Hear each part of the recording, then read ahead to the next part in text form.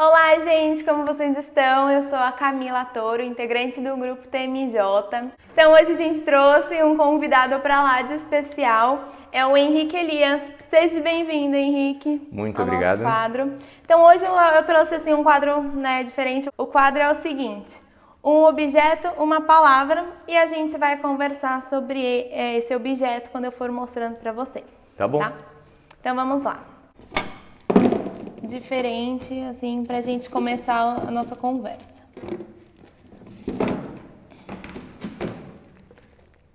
Augusto Cury.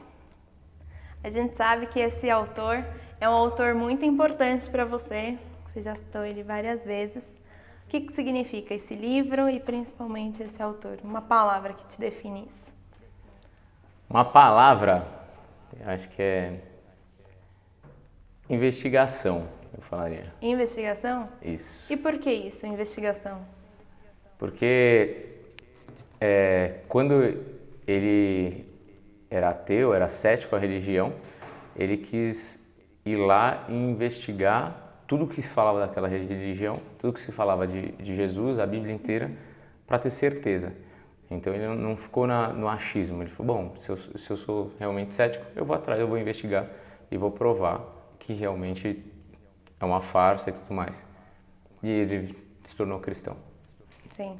E esse autor é um dos autores que está ali no seu top 10, assim? Cara, eu já li bastante de Augusto Cury, hoje eu leio um pouco menos dele, mas eu já li toda a série dele da Inteligência de Jesus Cristo, que ele fez toda aquela, são 5 ou 6 livros, alguma coisa assim, Pais Brilhantes, Professores Fascinantes, Você é Insubstituível, então eu já li bastante dele, assim, acho que uns 10, 12 livros dele. Legal, legal. Não, bom. E gostei da palavra que você usou, investigação, para apenas um livro de um grande autor. Legal. Vamos para o próximo. Uma Bíblia. O que isso significa? Em uma palavra? Base. Base. Para mim a Bíblia é a base do cristianismo, a Bíblia vai ser a base da fé cristã, ela deveria ser a base dos valores, de você guiar a sua vida e tudo mais. Então, para mim, hoje a Bíblia é a base. Perfeito. E você, por exemplo, vamos supor que você tenha, tem uma dúvida em alguma coisa, você recorre à Bíblia? Como muitas pessoas já vieram comentar isso. Eu tenho dúvida sobre tal questão e eu sei que tem na Bíblia. Você volta, relê, tenta entender ou não? Isso não acontece? Cara, como ela é a base, teoricamente dali sairiam todos os ensinamentos. Não necessariamente quando eu tenho uma dúvida, Você retorna? eu vou nela como se fosse um Google, entendeu? Tipo, vou dar uma olhada lá, Perfeito. porque uma passagem fora de contexto, ela te traz uma mensagem completamente Totalmente deturpada. diferente. Então, se eu tenho uma dúvida sobre a vida, talvez eu procure o meu mentor espiritual, converse com ele e vai falar, pô, lê esse trecho, lê aquele trecho tal, não sei o quê, você vai entender um pouco mais. Porque eu acredito que as respostas estão aí, mas se você não sabe a pergunta certa a fazer, você vai ter a resposta errada. Sim. O Google diz que você só não encontra a resposta quando você faz a pergunta errada, senão ele te entrega a resposta. E para mim a Bíblia é a mesma coisa, não adianta você ter todas as informações, mas não saber aonde procurar. Claro, com certeza. Então, resumiríamos isso como base. Sim, senhora. Perfeito. Agora um próximo item que eu trago é uma máscara facial contra a nossa digníssima Covid-19. O que te lembra, uma palavra que isso traz para você? Eu diria renascimento. Ou talvez só nascimento. Porque para mim a Covid veio mostrar para o mundo como um todo de que as coisas não estão no eixo. Sim. Infelizmente, eu não vejo grandes mudanças no mundo antes Covid e pós-Covid. A gente teve uma onda muito grande de solidariedade e do mesmo jeito que teve, logo em seguida teve uma onda muito grande de egoísmo. Sim. Então, quase que concomitante assim as duas, sabe? Mas eu acho que a humanidade como um todo, o conjunto renasceu. De você entender que se fosse a mesma coisa que aconteceu agora com a Covid, quando foi, por exemplo, a febre amarela ou outras pandemias que a gente teve, cara, teria sido muito mais arrasador. Então, ao mesmo tempo que a máscara salvou vidas, ela escondeu rostos, ela escondeu pessoas, ela escondeu atitudes verdadeiras e falsas, entendeu? Então, é um renascimento não só pro lado bom, mas pro lado ruim. Que as pessoas hoje, que se brinca muito, quando eu tirar a máscara, todos os trejeitos que você está fazendo com a cara vão aparecer. Então, quando ela veio pro rosto, ela fez você renascer para algumas coisas, e quando ela sair do rosto, você vai ter que renascer de novo. Sim, não, completo. Essa sua questão, assim, que você retrata uma máscara, eu acho bem interessante, porque a gente teve várias vivências nesse meio período, assim, de pandemia e tudo mais, altos e baixos, e eu acho que, assim, você trouxe uma questão muito importante, principalmente quando a gente se trata de um aspecto de tratar da sociedade como um todo, e não somente do indivíduo.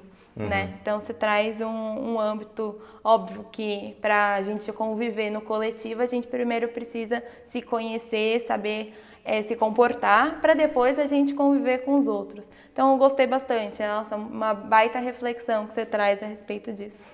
Obrigada. Conhece? Conheço. Conhece isso? E o que isso significa, uma palavra que defina isso? Seria muito óbvio eu falar música, né? Mas eu acho que é conexão. Conexão. Para mim a música conecta pessoas. O violão na minha vida me fez conectar com muitas coisas, com muitas histórias, com muitas pessoas, com muitos momentos. E para mim é conexão. Perfeito. E uma curiosidade que a gente ficou sabendo por conta dos bastidores, o que é esse adesivo que você que colou do Teatro Mágico? Isso. De adolescente, né? Que eu ouvia bastante o Teatro Mágico. Então é uma memória... Ah, legal, legal. Uma vela. Tirada. O que isso significa? Cara, uma palavra, né? Eu tenho que usar sempre. Uma palavra. Isso aí depois a gente argumenta. É que eu não gosto, às vezes, enfim, mas seria a luz. Mas, ao mesmo tempo, ela sim, ela é um desperdício. Porque se ela está apagada, ela pode ser só um peso de porta. Certo. Ela pode ser usada para passar parafina numa prancha de surf. Ela é parafina. Ela, na verdade, talvez a melhor palavra que eu pudesse usar para ela seria sacrifício. Porque para ela cumprir o papel dela, ela tem que se acabar por inteira. Ela tem que ser consumida. Só que se for um sacrifício mal feito, se a gente acender essa vela agora e colocar atrás aqui, ela não vai cumprir o papel dela. Sim, ela não vai ter utilidade. Exatamente. E as pessoas são como uma vela. Quando elas vêm ao mundo, elas acendem um pavio. E elas já têm um tamanho pré-determinado, digamos assim, para queimar. E às vezes as pessoas escolhem ficar muito tempo queimando escondidas. E elas são só um desperdício. Certo. Então, o sacrifício ele é inerente à vida. Você tem que se queimar. Então, ou você se queima por uma razão, por alguma coisa boa, ou você só queima por queimar, por viver. Então, podemos dizer que a gente precisa se jogar para, né, na vida, assim, conquistar os nossos desafios, mas meter a cara lá. Vai dar errado, pode dar certo, mas a gente tentou. A gente não ficou reclusa, né, escondida naquela. Uma analogia ter a coragem. Essa vela, se a gente acender ela agora, ela está com o pavio muito curtinho, ela vai fazer uma chama bem pequenininha. Se tiver tudo apagado e colocar ela vai fazer uma chama muito pequena, uma luz muito pequena. E talvez aí ela olhe e fale assim, eu não sou o suficiente, é melhor eu me esconder porque vão rir de mim. E quando você começa em alguma área, independente de qual for da sua vida, você tem uma chama pequena, você tem pouco conhecimento, você tem pouca história, você tem pouco para dar. Mas se você não se deixa consumir, você nunca vai ter uma chama maior, entendeu? Então é essa coragem de se jogar, de ir para o meio do escuro e falar assim, eu vou iluminar essa bagaça aqui. Eu vou fazer a diferença. Exatamente. É isso aí. Não, esse é um significado, acho que bem importante, de fazer a diferença na sua vida e na vida do outro. Né? Com Eu acho certeza. algo bem... O próximo é um objeto bem simbólico. Uma garrafa de água. Vazia. Vazia ainda por cima. Acho que para mim representa saúde. Saúde? É o que é deixado muito de lado hoje, a saúde. Água é uma coisa que todo mundo sabe que tem que beber, todo mundo sabe que tem que fazer o consumo de água diário, um nível mínimo de água, e as pessoas às vezes deixam de fazer, até porque eu estou trabalhando muito, eu não tenho tempo para ir no banheiro, então eu prefiro não tomar água para não ter que ir no banheiro ou qualquer coisa desse tipo. Mas quando você deixa de lado a sua saúde, é como se estivesse pegando aquela vela e ralando ela por baixo o tempo inteiro e só está diminuindo a vida dela. Então, ou você reserva um tempo para cuidar da sua saúde ou você vai ter que ter tempo para tentar recuperar ela. Então, para mim, a água representa saúde. Saúde. Mesmo estando vazia. Né? Da próxima a gente enche, mas aqui, ó, uma água, fique à vontade, se quiser mais, só pedir. Então, o próximo objeto, um celular. A gente sabe que hoje em dia você é uma pessoa assim muito influente nas mídias sociais, que traz assim diversos conteúdos. Inclusive, se vocês não seguirem o Henrique, seguem, aproveite os conteúdos dele, que são muito, muito legais. Obrigado. Celular. Eu chamaria o celular de um paradoxo. Paradoxo. Por que isso? Porque o celular ele veio para conectar as pessoas, certo? E o que ele mais tem feito é desconectar as pessoas. Sim. Você entra em qualquer restaurante e você vê uma família com 4 pessoas no celular. E elas não estão ali no momento presente. Mas eu estou me conectando com meu amigo, tudo bem. Mas talvez aquele não seja o momento. Você está se desconectando de todo o resto naquele momento. Certo. Você está, quando a gente estuda hipnose, um dos melhores exemplos de hipnose é o celular. Que você vê a pessoa aqui assim, ó, no meio da rua, mexendo no Instagram loucamente, tá nem vendo, tá passando, pode passar um dinossauro na frente dela, ela não vê.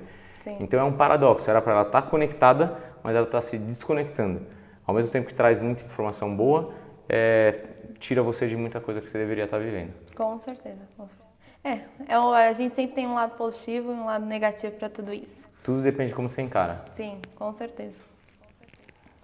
Temos mais alguns itens aqui na caixa. Alguns? Alguns.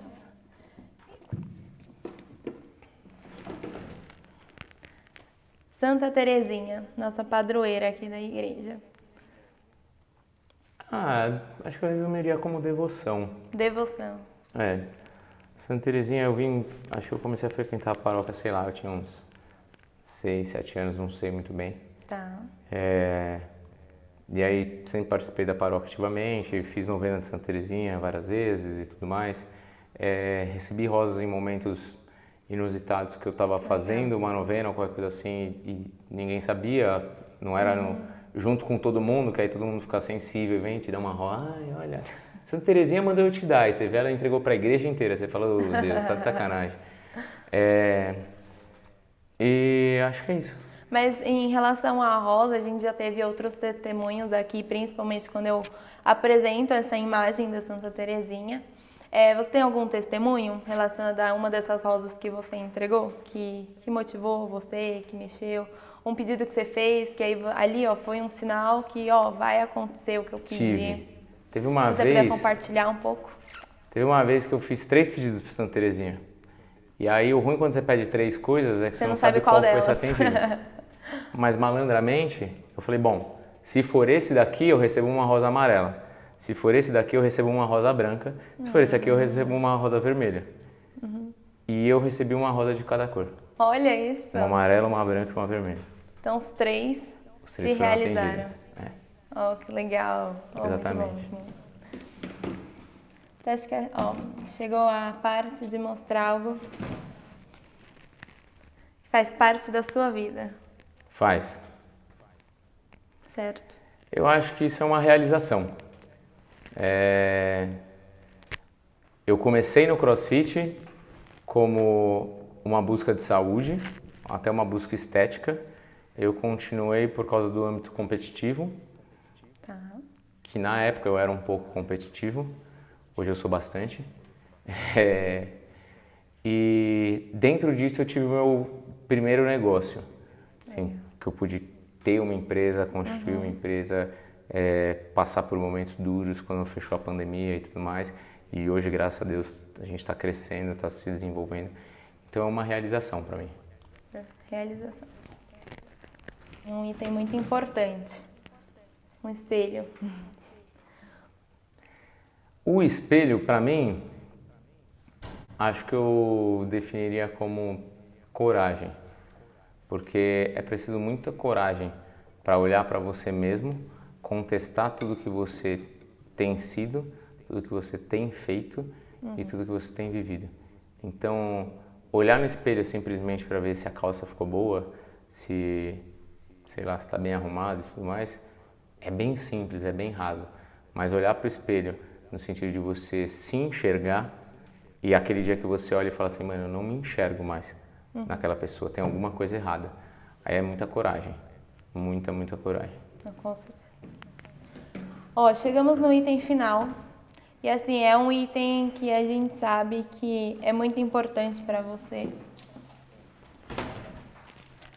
Uma medalha de São Bento. Para mim é proteção. Proteção. É o que resume. E o significado dela na sua vida? Eu tenho uma tatuagem com a medalha de São Bento, então para mim é bem significativa. Inclusive, pessoal, se vocês não assistiram ainda o vídeo dele contando um pouco sobre a tatuagem, venha conferir. É só entrar no nosso canal e vai estar lá.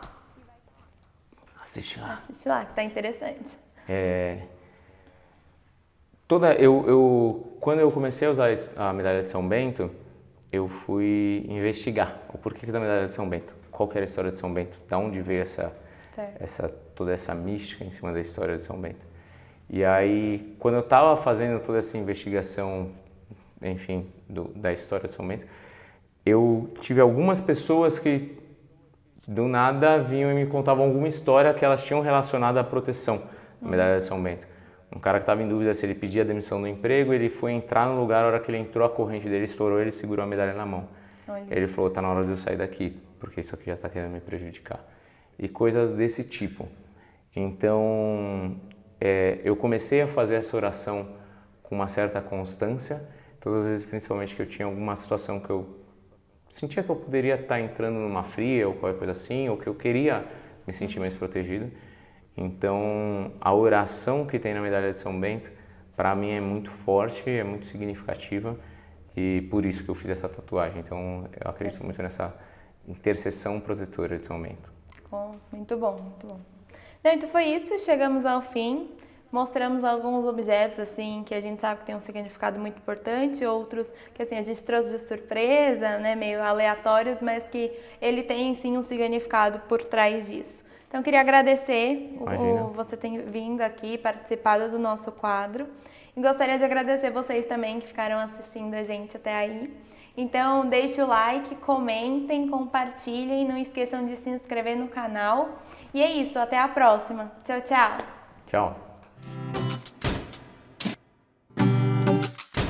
Henrique Elias. Seja bem-vindo, Henrique. Opa! Hoje eu tô bem com os nomes. Opa. Então hoje a gente e hoje nós trouxemos mais um quadro da Caixa Misteriosa. Caixa Misteriosa.